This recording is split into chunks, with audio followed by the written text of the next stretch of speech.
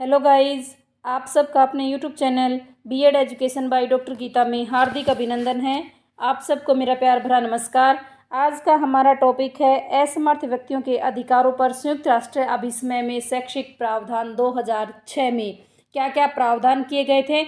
आज हम उनके बारे में चर्चा करेंगे। जो चैनल पर नए हैं प्लीज़ वो चैनल को सब्सक्राइब करें, एवरी वीडियो को like share comment and watch करें।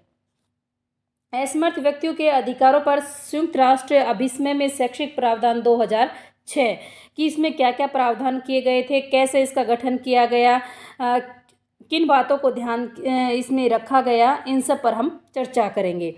कि असमर्थ व्यक्तियों के अधिकारों पर संयुक्त राष्ट्र अभिसमय असमर्थ व्यक्तियों के अधिकारों तथा उनकी गरिमा की सुरक्षा रखने के लिए अंतर्राष्ट्रीय मानव अधिकार एक संधि है। कि मानव की गरिमा, कि उसका समाज में सम्मान बनाए रखने के लिए, कि वो भी समाज का एक अभिन्न हिस्सा है, उसको भी जीवन जीने का अधिकार है। समाज में वो व्यक्ति भी सामान्य व्यक्ति के जैसा कार्य कर सकता है और उससे ज़्यादा भी अधिक उपलब्धि है वो अपने जीवन में हासिल कर सकता है। उनको कैसे प्रोत्साहन किया जाए, इन चीज़ों को महत्व है वो दिया गया।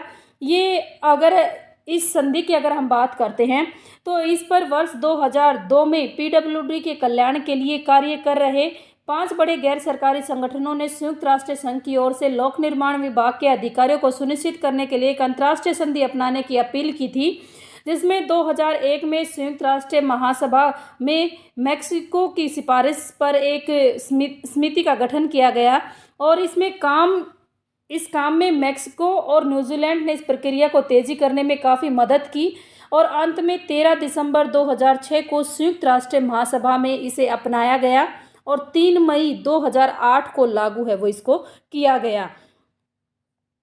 संयुक्त राष्ट्र महासभा द्वारा 13 दिसंबर 2006 को इसे अपनाया गया और 30 मार्च 2007 को हस्ताक्षरकर्ताओं के लिए इसे खोल दिया गया और इस समझौते पर कम से कम 20 देशों द्वारा हस्ताक्षर है वो किए गए और इनकी पुष्टि है वो भी की गई।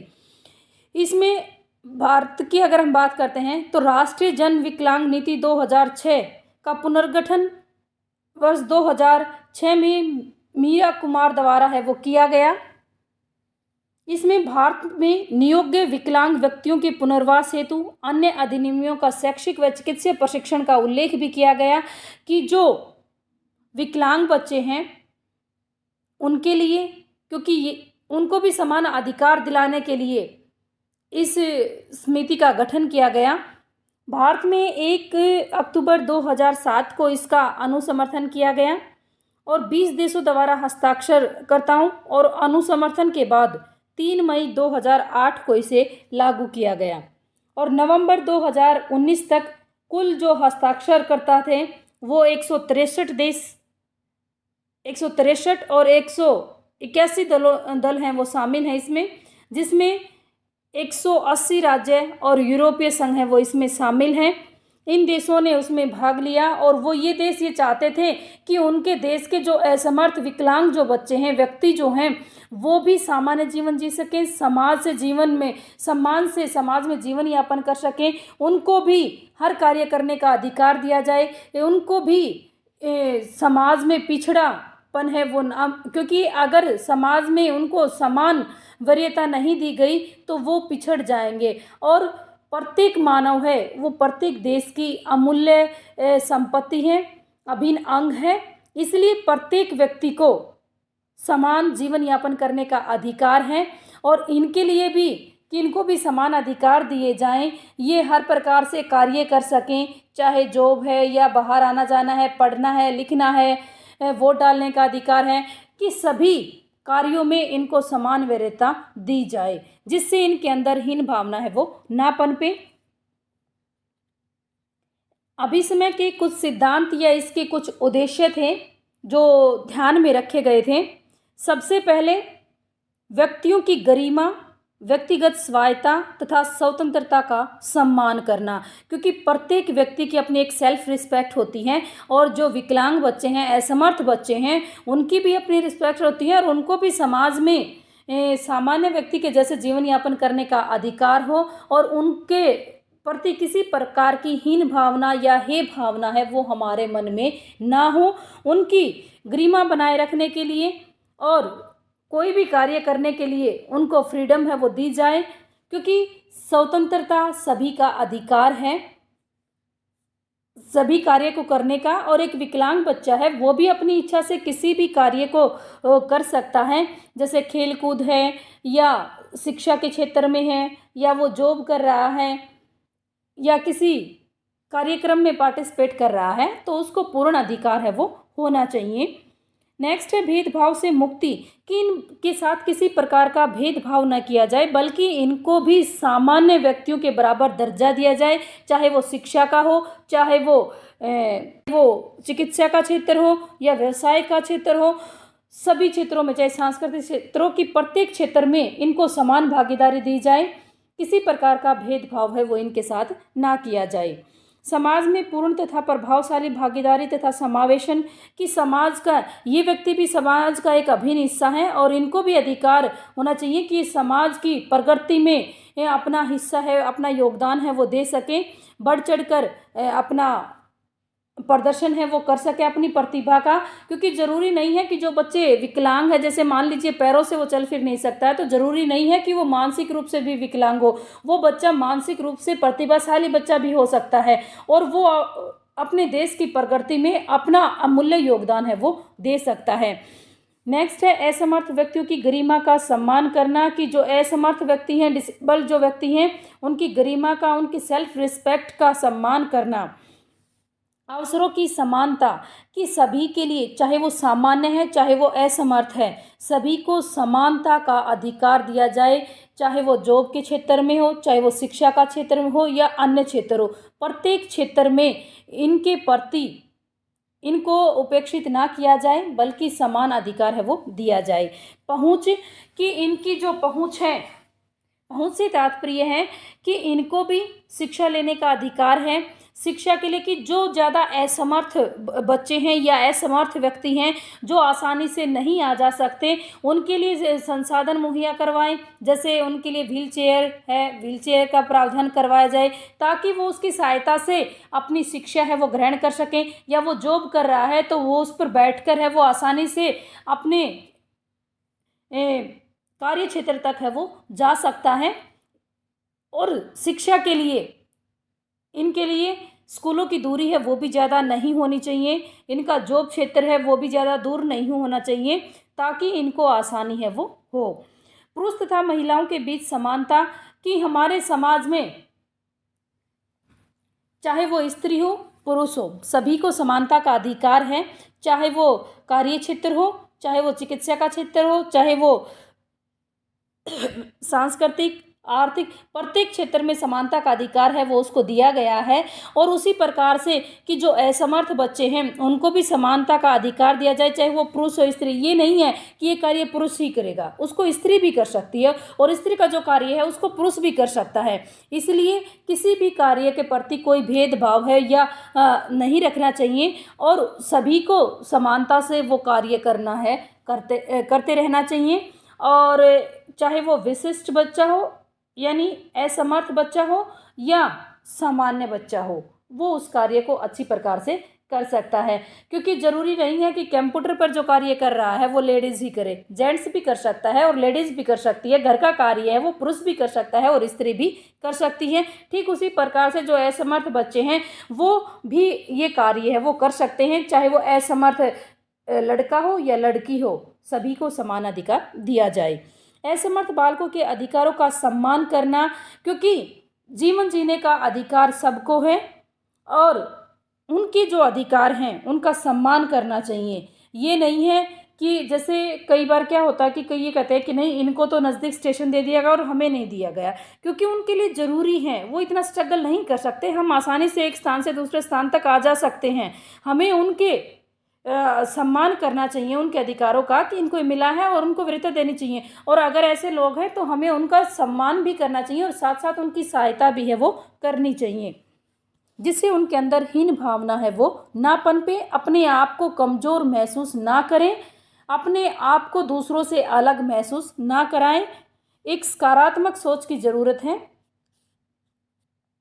नेक्स्ट है अभिसमय के पक्षधर में सुनिश्चित करें, क्योंकि असमर्थ व्यक्तियों के अधिकारों पर संयुक्त राष्ट्र अभिसमय में शैक्षिक प्रावधान किए गए और अभिसमय के अनुसार असमर्थ बालकों को सभी स्तरों पर समावेशी शिक्षा का अधिकार दिया जाना चाहिए। इन बालकों को बिना किसी भेदभाव के शिक्षा के समान अवसर प्रदान किए जाने चाहिए, क्योंकि जरूरी नहीं है कि ये बच्चे विशिष्ट विद्यालयों में ही पढ़े। ये बच्चे सामान्य कक्षाओं में भी बैठकर अपनी शिक्षा है वो अच्छी प्रकार से सुचारू रूप से वो ले सकते हैं, आगे बढ़ा सकते हैं। क्योंकि शारीरिक विकलांगता का जैसे व्हीलचेयर के द्वारा या और किसी चीज़ की व्यवस्था करके उनको सामान्य बच्चों के साथ बिठाकर शिक्षा दी जा सकती है। किसी बच्चे को कम सुनाई दे रहा है, उसको मशीन उपलब्ध करवा के वो सामान्य बच्चों के साथ शिक्षा है वो ग्रहण कर सकता है। इसलिए सभी को समान रूप से शिक्षा लेने का अधिकार है और किसी प्रकार का इनके साथ भी कोई भेदभाव नहीं किया जाए। ऐसा ना हो कि स्कूल में ऐसे बच्चे आ रहे हैं उनको एडमिशन ना दें, उन बच्चों को भी एडमिशन देना चाहिए। ये भी इसमें प्रावधान किया गया है कि वो स्कूल जो हैं उनके लिए विशेष व्यवस्थाओं का प्रबंध करें। इसमें के पक्षधर में कुछ चीज़ें हैं जो हमें सुनिश्चित करनी चाहिए।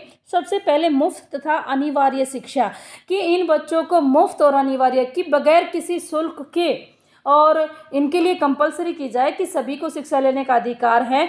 और ये भी कहा गया कि 6 से 14 साल के जो बच्चे हैं उनको निःशुल्क और अनिवार्य शिक्षा दी जाए, किसी प्रकार का कोई खर्च है वो उनसे ना लिया जाए।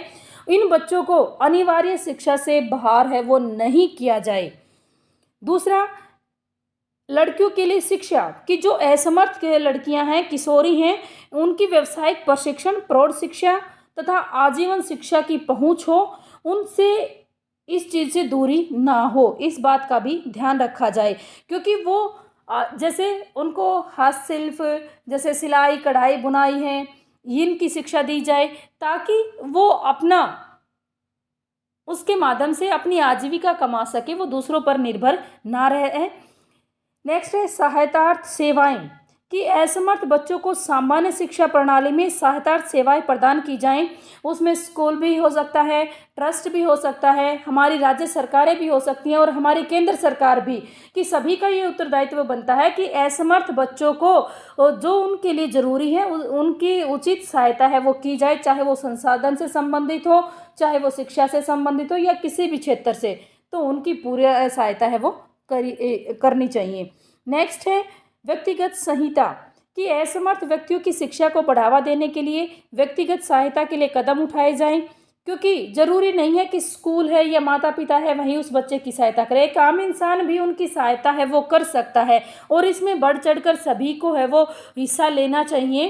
क्योंकि ये भी हमारे समाज का अभिन्न हिस्सा है और ये भी अपने देश को प्रगति के पथ पर आगे ले जाने में हमारा सहयोग करेंगे। इसलिए हमें इनको भी प्रोत्साहित है वो करना चाहिए और इनकी सहायता करनी चाहिए। उपयुक्त संसाधन, कि विभिन्न प्रकार के असमर्थ बालकों के लिए आवश्यकता अनुसार सहायक उपकरणों की भी व्यवस्था की जानी चाहिए। जैसे बच्चे के लिए व्हील चेयर है, ठीक है ना, और बैसाखी है, कृत्रिम यंत्र वगैरह हैं, उनकी व्यवस्था की जानी चाहिए। बैठने की सीटिंग जो है व्यवस्था वो की जानी चाहिए। अधिगम को बढ़ावा, कि असमर्थ बालकों की शिक्षा को प्रभावशाली बनाने के लिए सहकारी अधिगम और सहयोगी अनुशिक्षण तथा क्रियाशीलता आधारित अधिगम को बढ़ावा दिया जाना चाहिए, जिससे ये बच्चे अच्छी प्रकार से सीख सकें। नेक्स्ट है अध्यापकों का प्रशिक्षण, कि असमर्थ बालकों की शिक्षा के लिए अध्यापकों को विशेष प्रशिक्षण दिया जाए, ताकि इन बच्चों से शिक्षण करवाते समय किसी प्रकार की भी असुविधा का सामना न करना पड़े। वो इन बच्चों की वास्तविकता से वाकिफ होकर जिस तरह के ये हैं उसी प्रकार से वो शिक्षण कार्य है वो आसानी से करवा सके, उनकी समस्या का समाधान है वो करा सके। नेक्स्ट है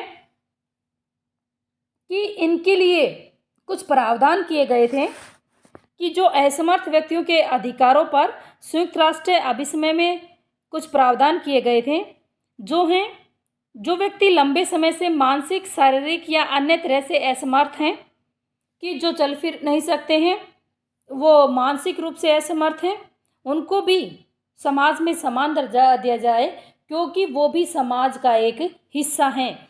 उनमें किसी प्रकार का कोई भी भेदभाव है वो ना किया जाए। दूसरा, सभी क्षेत्रों में असमर्थ व्यक्तियों, कि जो व्यक्ति असमर्थ हैं, विकलांग हैं या चाहे वो व्यक्ति हैं या बच्चे हैं, सभी को समान रूप से अधिकार मिले। किसी प्रकार का कोई भी भेदभाव है वो उनके साथ ना किया जाए। दूसरा, काम करने व काम मिलने में समान अधिकार मिले, कि ये नहीं है कि ये असमर्थ है, विकलांग है, ये कार्य नहीं कर सकता, क्योंकि वो जैसे किसी के पैर नहीं है तो वो बच्चा व्हीलचेयर पर बैठकर, वो व्यक्ति व्हीलचेयर पर बैठकर आसानी से अपना कार्य है वो कर सकता है। जैसे कलरक का कार्य है, वो आसानी से व्हीलचेयर पर बैठकर आ जा सकता है और अपना कार्य है वो कर सकता है। ऐसे बहुत सारे कार्य हैं जो ये बच्चे आसानी से कर सकते हैं, इसलिए इनको वहाँ पर भी समान अधिकार है वो दिए जाने चाहिए। दूसरा, वोट डालने का अधिकार, इनको भी वोट डालने का अधिकार है वो दिया जाए।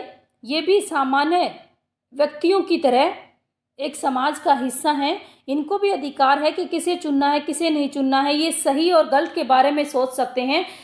क्योंकि ज़रूरी नहीं है कि जो श्रवण बाधित है या दृष्टि बाधित है वो मानसिक रूप से असमर्थ हो, वो सोचने समझने में असमर्थ हो, ऐसा तो नहीं है। वो व्यक्ति सामान्य भी हो सकते हैं और सामान्य से भी अधिक यानी प्रतिभाशाली भी हो सकते हैं। वो अच्छी प्रकार से चिंतन मनन कर सकते हैं, सोच विचार कर सकते हैं कि हमारे लिए क्या उचित है, क्या अनुचित है, हमें किसको चुनना चाहिए, किसको नहीं चुनना चाहिए, कौन हमारे और हमारे देश, गांव, शहर, राज्य को प्रगति के पथ पर ले जा सकता है। तो वो व्यक्ति अच्छी प्रकार से सोच सकते हैं, इसलिए इनको भी वोट डालने का अधिकार है वो दिया जाए। और ऐसे व्यक्तियों के लिए उस वक्त उचित व्यवस्था भी वो की जानी चाहिए, ताकि उनके लिए कोई समस्या वहाँ पर ना हो और वो आसानी से अपने मत का उचित प्रयोग है वो कर सकें। राष्ट्रीय विकलांग जन नीति 2006 में समानता, चाहे वो शैक्षिक है, चाहे वो चिकित्सा के क्षेत्र में है, सभी को ध्यान रखते हुए ये सोचा गया था। क्योंकि जो असमर्थ बच्चे हैं वो भी समर्थ बच्चों के बराबर कार्य कर सकते हैं, क्योंकि क्षमताएं अपने आप में अनूठी होती हैं। इनका क्षेत्र अत्यधिक विस्तृत है तथा इनकी सीमाओं को नहीं बांधा जा सकता। अतः निष्कर्ष रूप में हम यही कह सकते हैं कि नियोग्य व्यक्तियों को अगर आप पूरा अवसर और पुनर्वास की सुविधाएं प्रदान करें तो ये लोग भी सामान्य व्यक्तियों की तरह आगे बढ़कर भारत के सर्व शिक्षा अभियान में सपन को पूरा करने में सहयोग दे सकते हैं, प्रत्येक क्षेत्र में अपना बढ़ चढ़कर योगदान दे सकते हैं। आवश्यकता सिर्फ है तो वो है केवल एक सकारात्मक सोच की, कि इनके प्रति जो हमारे सोचने का नजरिया है उसमें हमें बदलाव करने की आवश्यकता है। Thank you guys. आज का ये टॉपिक आपके लिए काफ़ी ज्ञानवर्धक होगा। प्लीज़ वीडियो को लाइक, शेयर, कमेंट करें व सब्सक्राइब करें जो नए हैं चैनल पर।